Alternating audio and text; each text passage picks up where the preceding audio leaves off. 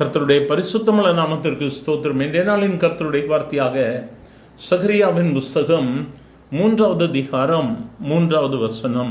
யோசுவாவோ எனில் அழுக்கு வஸ்திரம் தரித்தவனாய் தூதனுக்கு முன்பாக நின்றிருந்தான். எனக்கு அருமையானவர்களே, யோசுவா அழுக்கு வஸ்திரம் தரித்தவனாக தூதனுக்கு முன்பதாக நிற்கும் பொழுது நடந்த சம்பவம் என்ன?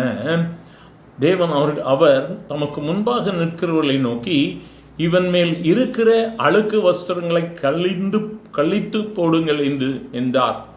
என கிருபையானவர்களே, யோசுவா அழுக்கு வஸ்திரம் தரித்திருந்த பொழுது கர்த்தர் அவனை பார்த்து, இவன் மேல் இருக்கிற அழுக்கு வஸ்திரங்களை எடுத்து போடு என்று சொல்லிவிட்டு, நான் உன் அக்கிரமத்தை உன்னிலிருந்து நீங்கச் செய்து உனக்கு சிறந்த வஸ்திரங்களை தரிப்பித்தேன் என்றார்.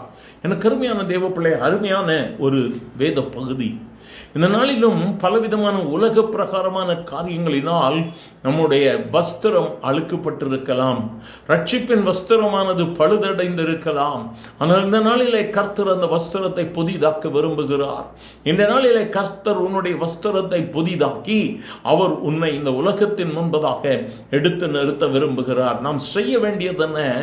யோசுவாவை பார்த்து தேவனாகிய கர்த்தர் பேசின பொழுது யோசுவா தன்னை கர்த்தருக்கு ஒப்பு கொடுத்தார். அதே வண்ணமா இந்த நாளிலும் பரிசுத்த ஆவியானவர் உன்னோடு கூட பேசிக் கொண்டிருக்கிறார்.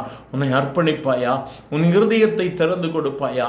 நான் நீதிமான், நான் செய்வது எல்லாம் நீதி என்று சொல்லி ஆண்டவருக்கு முன்பதாக சொல்லுவதை விட்டுவிட்டு, ஆண்டவரே, நான் பாவியாகிய மனுஷன், என்மேல் நீர் நோக்கமாயிரும் என்று நீ சொல்லுவாயானால் இன்று கர்த்தர் உன் வாழ்வில் அற்புதத்தை செய்வார். உன் இருதயத்தை திறந்து கொடுப்பாயா? எனக்கு அருமையான தேவ பிள்ளையே, இயேசு இன்று உன்னை ஆசீர்வதிக்க விரும்புகிறார். இந்த உலகத்தில் பரிசுத்தவான் ஒருவனும் இல்லை என்று சொல்லி வேதம் சொல்லுகிறது. ஒருவேளை நீ பரிசுத்தவான் என்று சொல்லுவாயானாலும் உன்னை இன்று இயேசு இன்னும் அதிகமாக பரிசுத்தமாக்க விரும்புகிறார் என்று உன்னை ஒப்பு கொடுப்பாயா?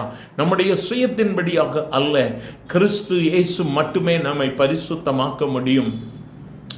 நீ உலகத்தின் பல இடங்களுக்கு போகலாம், பல மலைகளுக்கு கடந்து செல்லலாம், பலவிதமான வஸ்திரங்களை மாற்றிக்கொண்டிருக்கலாம், பலவிதமான இடங்களில் நீ உபவாசித்து கொண்டிருக்கலாம். அதெல்லாம் வேலைக்கு உதவாது. நீ செய்ய வேண்டியது ஒன்னே ஒன்றுதான். உன் வஸ்திரம் மாற்றப்பட வேண்டுமானால் நீ இயேசுவின் இடத்துல வா. அன்று யோசுவா தேவனிடத்தில் வந்த பொழுது அவனுடைய வஸ்திரம் மாற்றப்பட்டது. இன்று உன்னை இயேசுவுக்கு ஒப்பு கொடுப்பாயா? எங்கள் அன்பின் ஆண்டவரை, ஆசீர்வதிக்கப்பட்ட இந்த காலை வேளைக்காக நன்றி.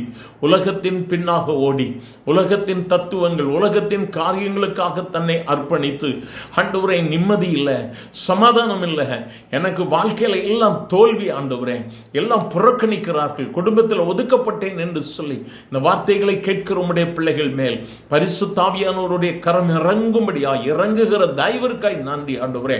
ஒரு விடுதலையை கொடுங்கப்பா. அவங்களுடைய வஸ்திரம் மாற்றப்படட்டும், அவர்களுடைய கண்ணீர் துடைக்கப்படட்டும், பாவங்கள் மறையட்டும், நீர் கொடுக்கிற ஆசீர்வாதத்தை நன்மை பெறட்டும், மேன்மைப்படுத்தும் ஆசீர்வதியும். இயேசுவின் நாமத்தில் பிதாவே, ஆமேன், ஆமேன்.